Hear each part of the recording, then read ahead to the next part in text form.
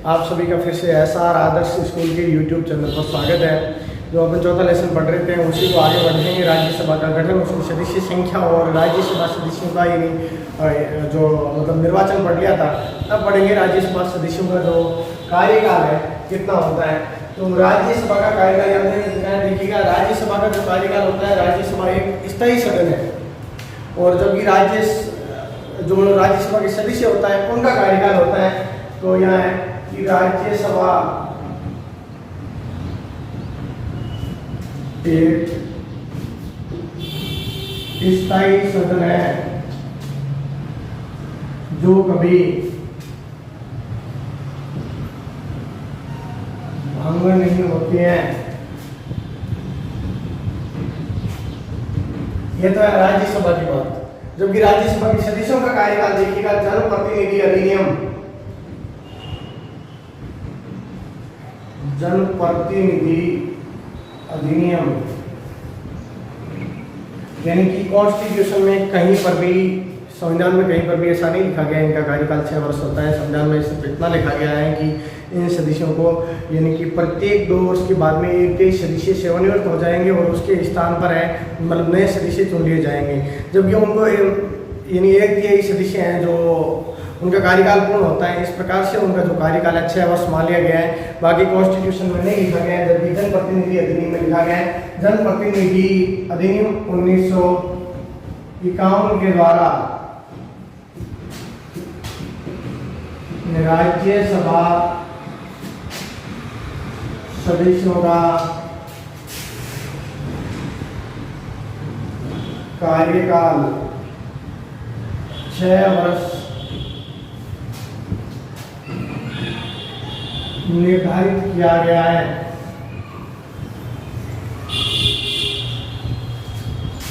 फिर आप नोट लगा के लिखोगे।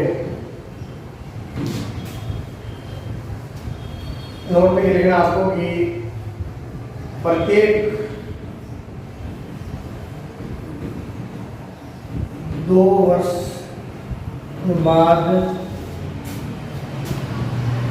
1/3 सदस्य सेवानिवृत्त हो जाते हैं तथा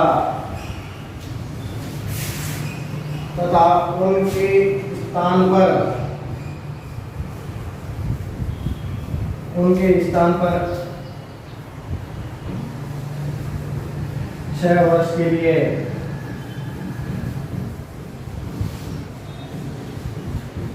दूसरे सदस्यों का निर्वाचन किया जाता है।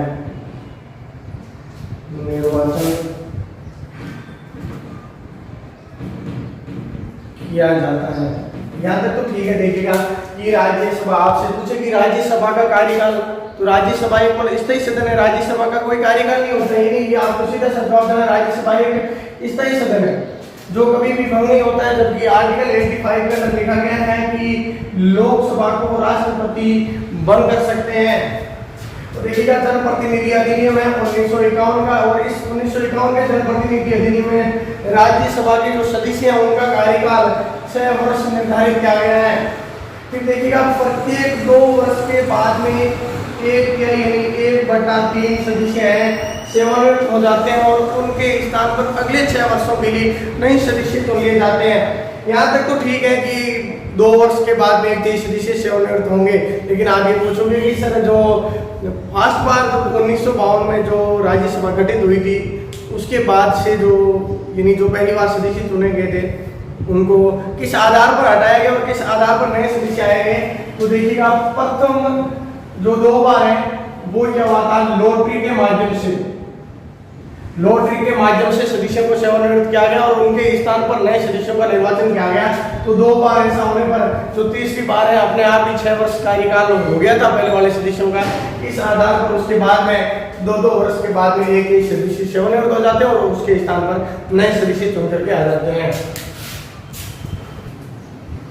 ये राज्यसभा के जो पदाधिकारी हैं, राज्यसभा के पदाधिकारी इनका उल्लेख देखिएगा।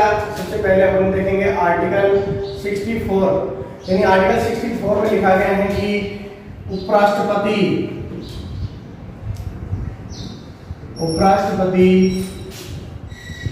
राज्यसभा के पदेन सभापति होंगे।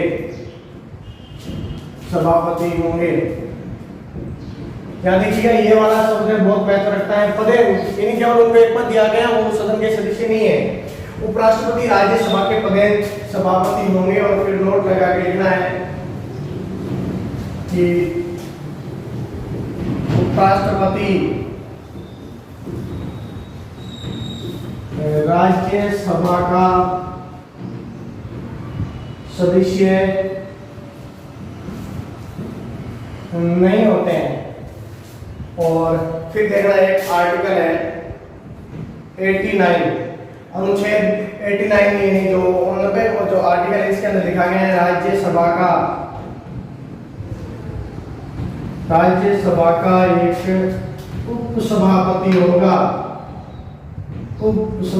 होगा जिसे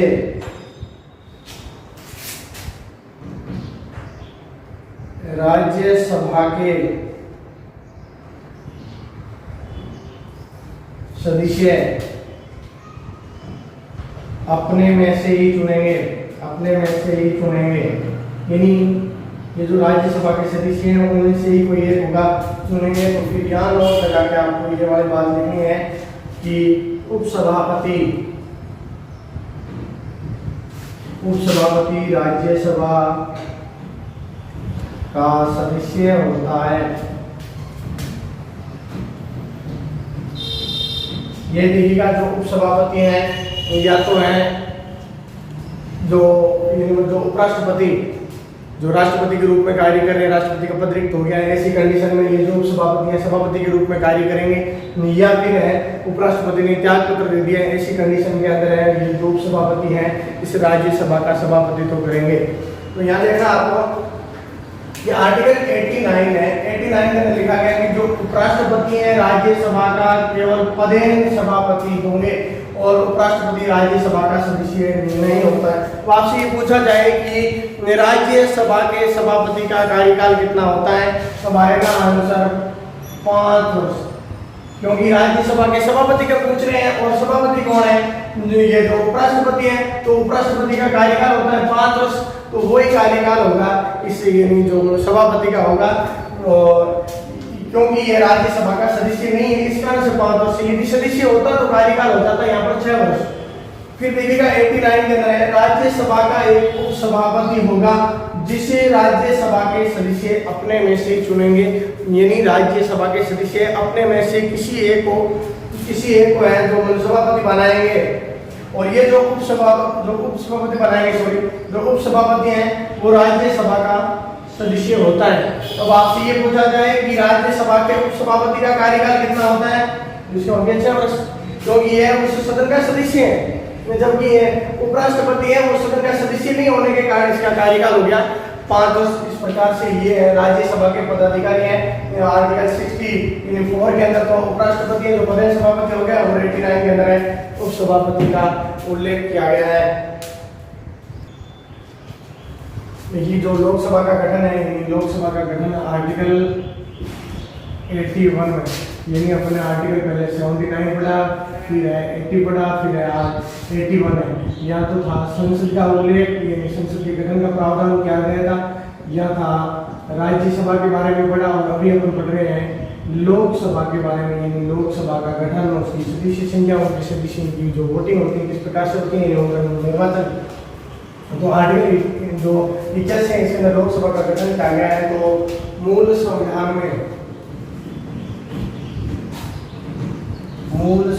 में लोकसभा की कुल सदस्य संख्या 500 निर्धारित की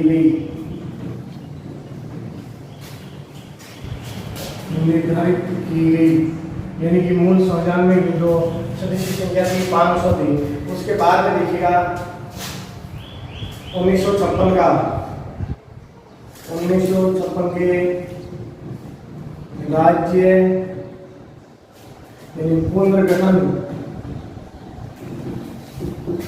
आयोग के द्वारा इस संख्या को बढ़ाकर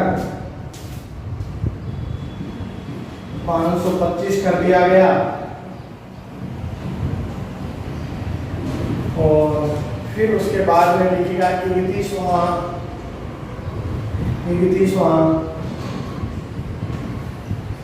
संविधान संशोधन 21वां संविधान संशोधन अधिनियम के द्वारा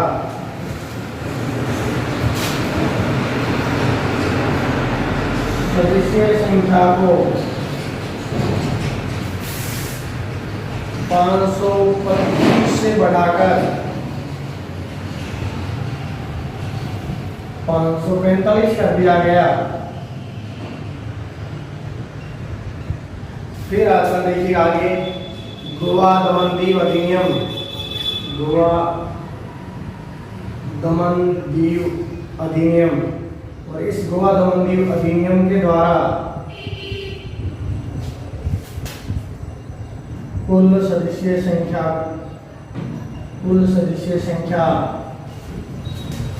552 कर दी गई। याद रखना है कि लोकसभा का जो गठन का प्रावधान है आर्टिकल 81 में क्या गया है, यानी अनुच्छेद 81 के अंदर लोकसभा का गठन किया गया है। फिर इनकी जो कुल सदस्य संख्या यानी मूल संविधान के अंदर कुल सदस्य संख्या 500 निर्धारित की गई थी, यानी 1950 के अंदर ये 500 सीटें निर्धारित की गई थी। फिर 1956 में राज्य पुनर्गठन आयोग आता है और उस पुनर्गठन आयोग के द्वारा इन सीटों को बढ़ा करके पहले 520 किया जाता है, उसके बाद में इसी को बढ़ा करके 525 कर दिया गया, यानी 1956 के अधिनियम द्वारा इसको 525 किया गया। फिर 21वां जो कॉन्स्टिट्यूशन अमेंडमेंट होता है, 21वां संविधान संशोधन 1974, और 21वां संविधान संशोधन 1974 के द्वारा इन सीटों को 525 से बढ़ा करके 545 कर दिया गया। उसके बाद में गोवा दमन दीव अधिनियम होता है और इस गोवा दमन दीव अधिनियम के द्वारा इनकी जो कुल सदस्य संख्या थी वो 545 से बढ़ा करके 552 कर दी गई है। तो वर्तमान के अंदर है आपसे पूछा जाए कि लोकसभा की कुल सीटें कितनी है, तो है 552। देखिएगा जो कुल सदस्य संख्या